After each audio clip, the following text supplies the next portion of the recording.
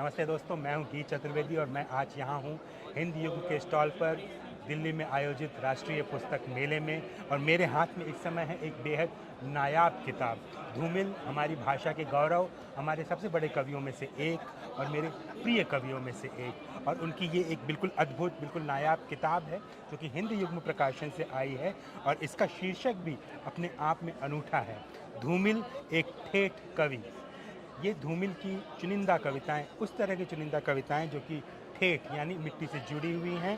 संपादन किया है इसका डॉक्टर रत्नशंकर पांडेय ने, जो कि धूमिल के पुत्र हैं। और मेरे साथ इस समय यहाँ उपस्थित हैं श्रीकांत पांडेय, जो कि रत्नशंकर पांडेय जी के पुत्र हैं और धूमिल के पौत्र हैं।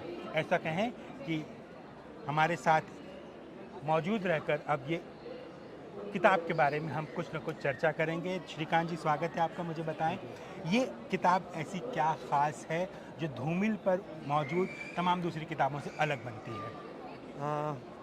किताब धूमिल एक ठेठ कवि अपने आप में एक धूमिल की जो सशक्त रचनाएं हैं उसको कहीं ना कहीं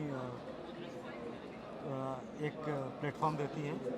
न सिर्फ कविताएं, क्योंकि धूमिल की जब हम बात करते हैं तो एक कवि के तौर पे बात करते हैं, लेकिन इस किताब में उनकी कविताओं के साथ साथ उनके कुछ गीत हैं जो शुरुआती दौर उन्होंने गीतों से किया जी।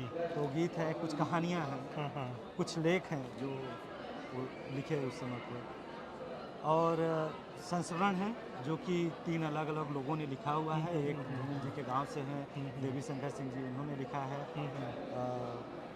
काशीनाथ सिंह जी की है, नरेंद्र नीरव के। तो 3 अलग अलग लोगों के 3 अलग अलग संस्मरण हैं, गीत हैं, कहानियां हैं, लेख हैं। तो अपने आप में धूमिल की जो प्रचलित कहानियां हैं, कविताएं हैं सॉरी, और कहानियां तो ऑफकोर्स बहुत कम लोग जानते हैं कि वो कहानियां लिखते हैं, तो वो कहानियां भी इसमें हैं। तो अपने आप में एक समग्र के तौर पे ये कविता है। तो जो धूमिल को जानना चाहते हैं, समझना चाहते हैं, उनकी लेखनी को जानना चाहते हैं, मेरे हिसाब से ये किताब उनके लिए एक परफेक्ट किताब होगी कि यहाँ से वो अपनी यात्रा, धूमिल की यात्रा शुरू करें। धूमिल एक खाँटी कवि थे, खाँटी इंसान थे, और इस किताब में नाम भी यही है कि एक ठेठ कवि। मुझे और आपकी नसों में जो है वो धूमिल का खून बह रहा है।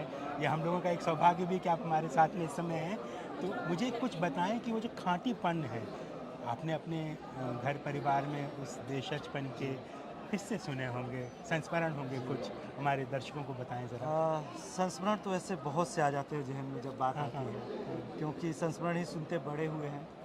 और 75 में जब पितामह का देहांत हुआ तो पिताजी मात्र 14 साल के थे। तो यूँ कहें कि धूमिल जी को देखा नहीं, लेकिन उनके साथ के जो लोग रहे हैं उनके संस्मरण सुनते हुए, उनके बारे में पढ़ते हुए, उनको पढ़ते हुए लगता है कभी कभी कि हाँ, ऐसे कुछ हुआ रहते होंगे। उनके कपड़े जो अभी तक संभाल के रखे गए हैं, तो उससे एक अंदाज़ा लगता है कि किस कद काठी के रहे होंगे। और जैसा आपने बोला कि ठेठ कवि, जी हाँ, गांव से जुड़े हुए, ज़मीन से जुड़े हुए, जी बिल्कुल, कवि मिट्टी से जुड़े हुए, मिट्टी से जुड़े हुए रहे हैं। और संस्मरण के तौर पे इतना कहूँगा कि सुदामा पांडे और धूमिल दोनों पर्सनालिटी अलग अलग थे। इसमें ज़रा सब बताएं मुझे, सुदामा पांडे और धूमिल, 2 अलग नाम और 2 अलग पर्सनैलिटी। सुदामा पांडे एक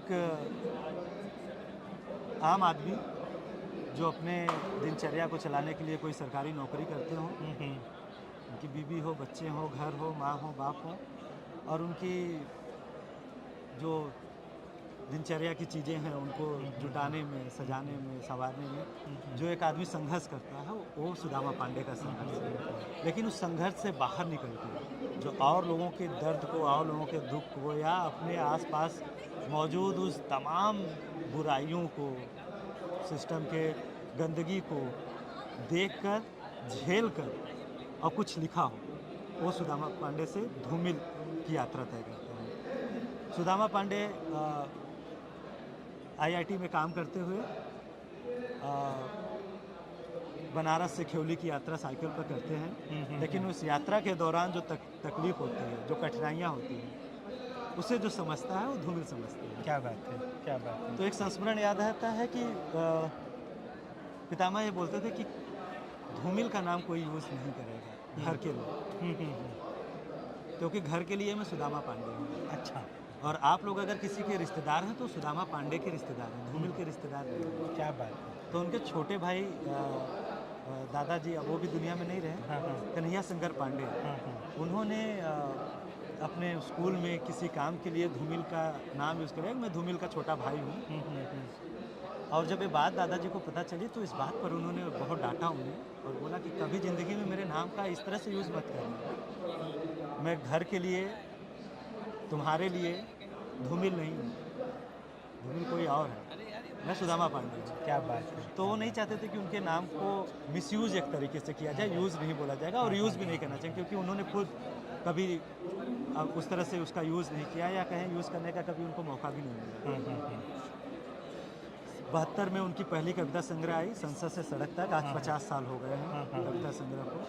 तो मुझे लगता है हिंदी कविताओं में, कहानियों में, हिंदी साहित्य में 50 साल तक प्रकाशन में बने रहने वाली कविताओं की जो किताब है उसमें बहुत कम ही किताबें होंगी। संसद से सड़क तक उसमें एक है। तो 72 में किताब आई है। बहुत कम लोगों को पता चला कि सुदामा पांडे ही धूमिल है और धूमिल ही सुदामा पांडे है। गांव वालों को भी जब उनके ना रहने पे समाचार मिला और राष्ट्रीय शोक में स्कूल और कॉलेज बंद हुए, तब गांव को पता चला कि यही धूमिल है, यही सुदामा पांडे। अरे, क्योंकि जब शव यात्रा लखनऊ में किंग जॉर्ज मेडिकल कॉलेज में जब देहांत हुआ और ब्रेन ट्यूमर का ऑपरेशन सक्सेसफुल नहीं हुआ, उसके बाद जब वो रास्ते से घर की तरफ आए और शोक में स्कूल कॉलेजेस चीज़ें बंद होने लगी, तब लोगों को पता चला कि धूमिल ही सुदामा पांडे है, या हम जिसके साथ रहते थे वो एक कवि है। तो इस तरह की कुछ ज़िंदगी रही है। क्या बात है। और अपने आप में कभी कभी बहुत ही आश्चर्य होता है कि जब कवि या लेखक या कोई नाम के लिए लिखते हैं तो वहाँ पे एक आदमी अपने आप को गुमनामी में रखते हुए किस तरह से, जबकि इतना नामी। हाँ, क्योंकि उसी समय जब 72 में किताब आई तो बहुत प्रचलित किताब हुई, बहुत ही पढ़ी गई किताब, आलोचना भी बहुत हुई, बहुत सी अच्छी और बुरी दोनों प्रतिक्रियाएं मिली उनके शब्दों को लेकर, उनके सिलेक्शन को लेकर, जो शब्दों का सिलेक्शन है लेकर। लेकिन किस तरह से एक आदमी अपने आप को गुमनामी में ही रख के कविताओं को लिखना ज़्यादा सार्थक समझा और लोगों को बताया नहीं कि सुदामा पांडे ही मैं हूँ और धूमिल ही मैं। ये अद्भुत गुण है ये। मुझे एक बात, जैसे अभी आपने धूमिल अपनी कविताओं में काव्य कला के प्रति, समाज के प्रति बेहद निर्भीक हैं, बेहद ईमानदार हैं। जी। और आपने बताया जीवन के कुछ किस्से जिसमें धूमिल की ईमानदारी भी दिखती है। धूमिल अपनी कविताओं के भीतर एंग्री यंग मैन भी हैं। हिंदी साहित्य का सबसे बड़ा एंग्री यंग मैन धूमिल है। निजी जीवन में कैसे थे? क्या निजी जीवन में भी वो क्रोध से भरे हुए थे या कुछ अगिया बैताल टाइप के थे वो? नहीं, निजी ज़िंदगी में मैं बोलूँगा जहाँ तक मैंने सुना है। हाँ। एक संस्मरण और है, जब कल सुनना मुझे लिखा जा रहा था जी। तो पितामह के कुछ दोस्त लोग जब गांव आने लगे तो गांव के रास्ते में एक नदी है जिसे पार करना पड़ता है। हाँ। तो उसका नदी का जो नाव का जो मल्हार है वो नाव में बैठा हुआ है और उनके दोस्त आ रहे हैं, और जब बीच में नाव पहुंचती है तो वो उनके दोस्त पूछते हैं कि इतना उदास क्यों हो? हाँ। तुम्हारा नाम क्या है और इतने उदास क्यों हो? क्योंकि उन्होंने पता पूछा था कि मुझे धूमिल के घर जाना, सुदामा पांडे के, और क्या तुम मुझे नाव से उस तरफ ले जाओगे? तो बोले हाँ। तो नाविक रोने लगा, बोला हम लोगों के जो खेवनहार थे वो नहीं रहे।